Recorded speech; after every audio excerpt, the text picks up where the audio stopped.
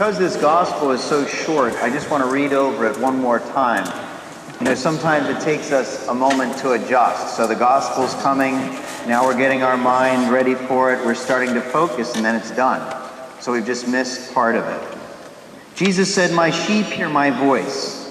I know them and they follow me. I give them eternal life, and they shall never perish. No one can take them out of my hand.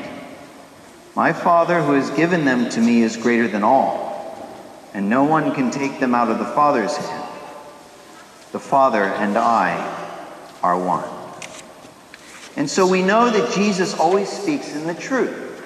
Pilate, during the interrogation, says, "What is truth?" And Jesus goes on to tell him that by his very resurrection, he has validated everything he said before. So he always speaks the truth.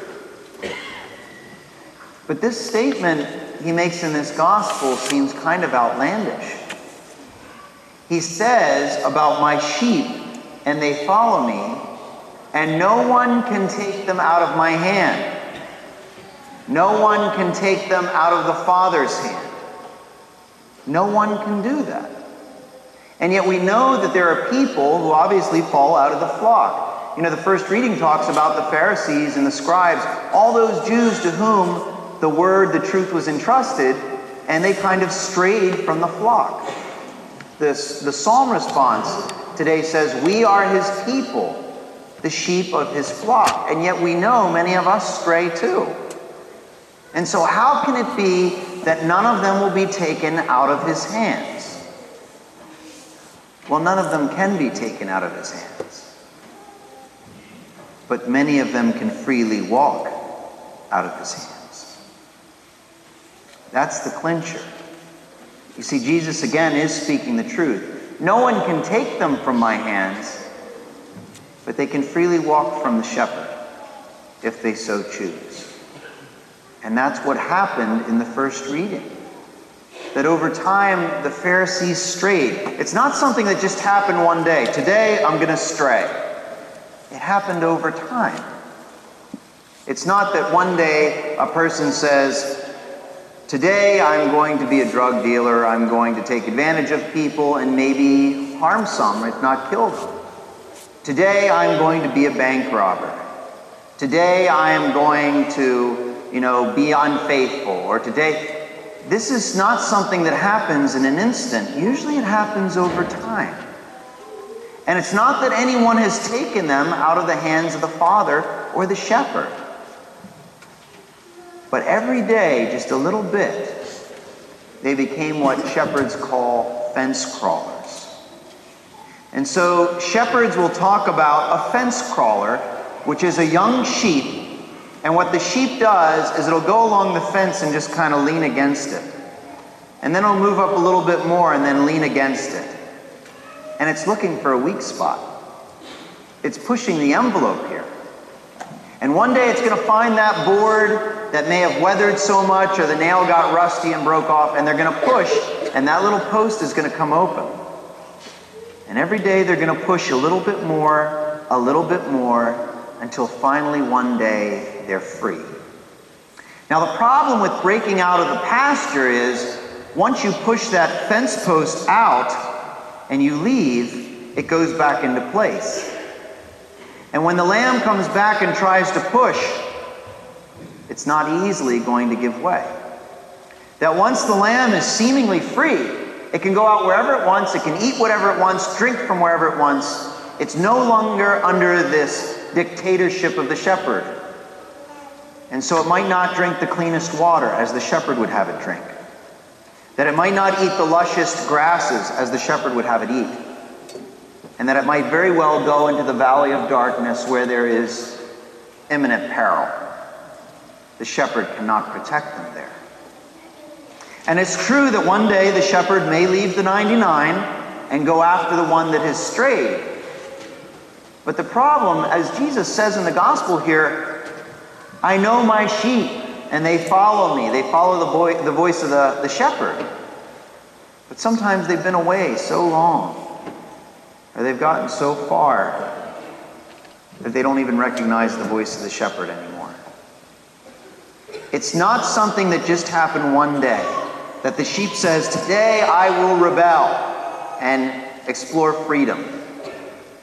It's something that gradually happened each time that sheep pressed on the little fence post. And so if we look at all the atrocities that we experienced, the atrocities of this last week, that's not something that happened in a day. It's something that happened over time. When people got so far away from the shepherd in their misunderstanding of freedom, which is sin is a misunderstanding of freedom, they got so far away from the shepherd that they fell into the trap of believing they could never go back to the flock. You can always go back to the flock. There's no question. Jesus offers that time and time again. But just as no one will take them from his hand, they freely walk away. Some will never want to come back to the flock for any number of reasons. I was on retreat this week, and what was nice is just about every night I was able to sit out by a fire.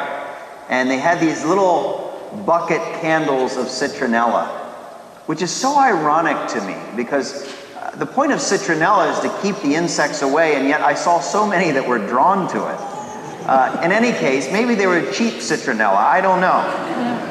But at one point I observed, and it was one of these marmorated stink bugs that most of you probably loathe at this point, and he took his heavy body and was hovering around this citronella candle.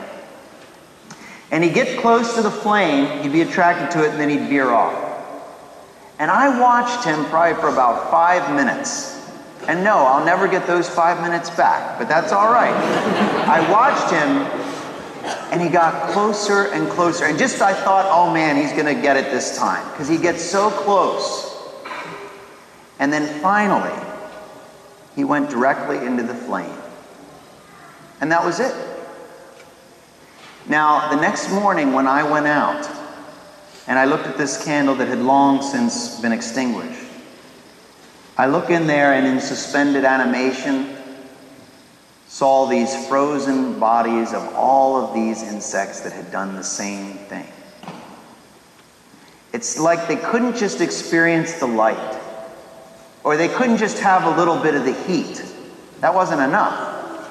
They fly around, they get a little warm, they get near the light, they're safe.